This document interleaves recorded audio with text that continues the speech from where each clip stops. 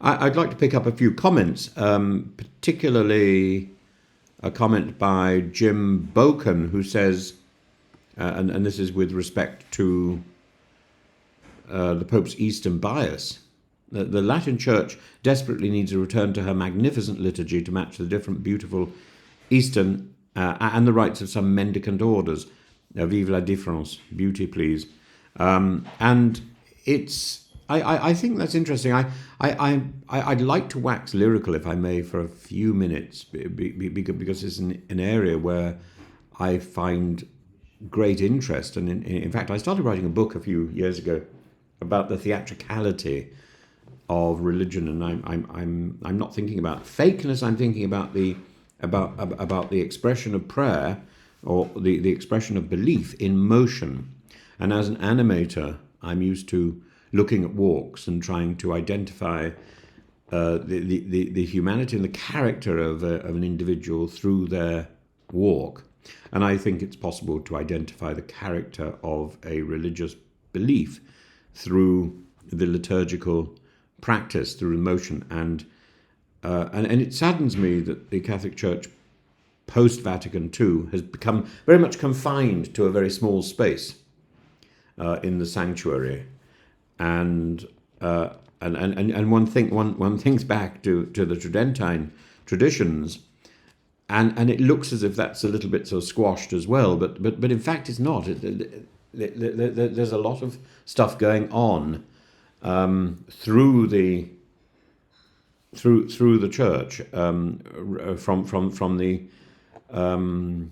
the Asperges all the way to the various processions that take place, which are very similar to the Orthodox traditions. Where I remember in a Russian church, very entertainingly, as the bishop came out for the liturgy of the Word, a little mat was frisbeed across the floor so that he could stand on it, and so the two eagles of the Byzantine emblem were visible beneath his feet.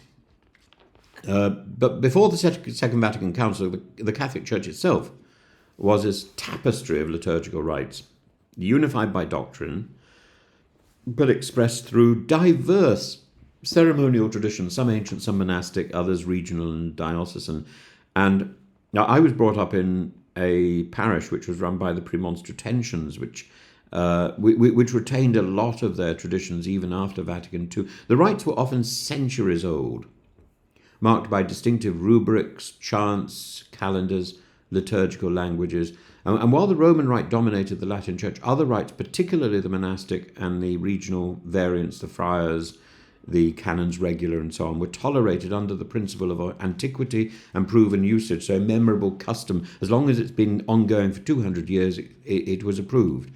So starting with the Norbertine order, the Premonstratensians, which was founded by Saint Norbert in 1120, this developed its own rite, drawing on the Roman rite, but with strong canonical and monastic emphasis. So the structure closely followed the Roman rite, but with additions reflecting community and liturgical solemnity, which is what you see in many of these rites. So the calendar included unique feasts for Premonstratensian saints like Saint Norbert and the Blessed Hugh, but incensing was much more elaborate, and that continued in my parish with specific rules about the number of swings of the thurible depending on the solemnity of the occasion, and liturgical colours were simpler with a lot of white, and the antiphons, the hymns, were unique to the order, drawing from the canonical identity of clerics living in community. And the rite was largely conformed to the post-conciliar Roman rite after Vatican II, but some elements were preserved. It was always quite eccentrically ceremonial. And the Carthusians, in contrast, founded by St. Bruno in 1084, and living in isolation, each monk really living in his own little house, is developed this incredibly austere and contemplative of rites, and the liturgy is dominated by silence, simplicity, and sort of archaic minimalism.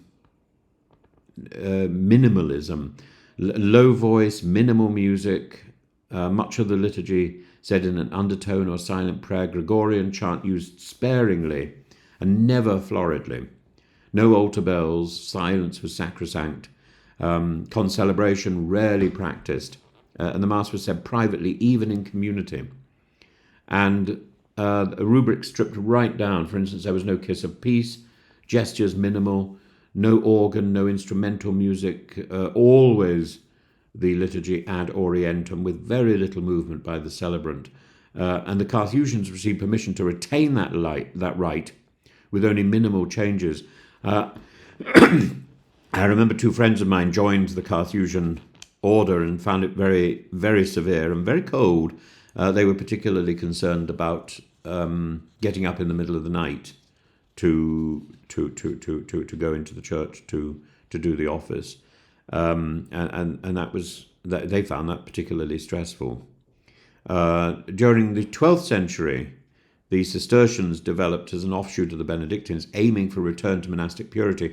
And I knew a Cistercian monastery when I was at school, and visited it quite a lot when I was when I was younger, and then later when I was in my sixth form, I did a little project about the illustrated books that were left by one particular monk there, and I got to go up to the library and to sit in in fact in the monk's dormitory.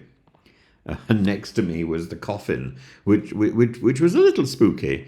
The Cistercians had their own missal and breviary with simpler texts, fewer saints, and the calendar was focused on the biblical feasts. Plain chant was much more austere than it could have been.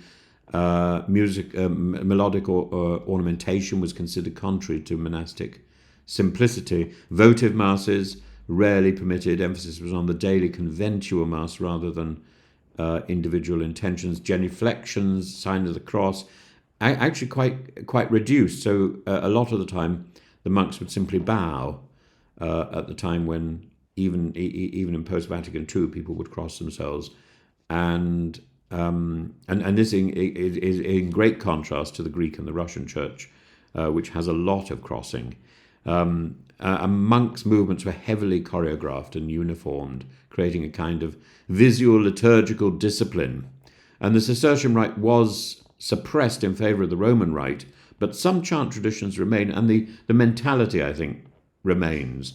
The Sarum rite, which is something that I know was revived in a few schools, but has otherwise pretty well disappeared. It was something developed in the 11th and the 12th century around Salisbury. So if those Putin assassins were in Salisbury for anything, it might have been to check out the Sarum rite, but they weren't. They wanted to measure the height of the tower. Nobody goes to Salisbury to measure the height of the tower. It's either to see the place that Constable painted 3 times, or maybe it might be because of Bishop Osmond and the widespread use of the Sarum rite through through England, which influenced the development of traditions here. It was very exotic. It was very, very ceremonial. Lots of candles, lots of crosses. The musical style was much more elaborate and melismatic than the Gregorian chant, and the liturgical colours included blue, which was rather lovely. I have seen that in use. Red for more feasts than would be used in Rome. It had a grandeur, which is more elaborate than the contemporary Roman rite, with processions, specific postures, richer robes, and quite elaborate pre-communion ceremonies. Matins and lauds had extended responses and canticles, often performed with antiphonal polyphony, and much of this was suppressed by the Book of Common Prayer during the English Reformation. there are Sarum revivalists today, but it's not officially a part of the rite of the Catholic Church. There are other rites still in use. The Ambrosian rite in Milan. It differs in the order of the Mass, in the chant, in the liturgical year. So, for example, in the Ambrosian rite, Advent has 6 weeks. The Mozarabic rite in Toledo, an ancient Iberian rite, which is still maintained in some parts of Spain. The Braga rite in Portugal is still theoretically valid but rarely used. The Dominican rite, which developed in the 13th century, which included unique elements such as different hand positions, offertory prayers, a unique confiteor. I haven't seen that in use, though Blackfriars in Oxford may have elements of it, but I certainly haven't seen it, and I was often tutored there, so I spent a lot of time there. And these rites were not merely ceremonial variants, but theological embodiments of ecclesiastical identity. Carthusians wanted contemplative silence, Cistercians, reformist simplicity, Premonstratensians, clerical regularity and beauty, and the Sarum rite expressed the ecclesiastical heritage and the grandeur of the English Church, something that, in a way, was triumphantly visible when John Paul II visited Westminster Cathedral, and the reforms of Vatican II, particularly the Sacrosanctum Concilium, encouraged the simplification and the unification of the liturgy under the modern Roman rite, and most non-Roman Latin rites were suppressed or voluntarily relinquished, though some, like for example the Carthusian or the Ambrosian, have been retained with modification. But I think there's something rather lovely about variety, and I hope this present Pope encourages variety and encourages a return to the past. If we go back to the past, we can sometimes find our way back to the present with more decision and more certainty about what we're doing. The reforms of Vatican II, I think, caused a lot of confusion, and I'm very comfortable myself in the Greek Church, but so I don't think I shall return, but I shall look on with great fondness to the developments that occur under Pope Leo.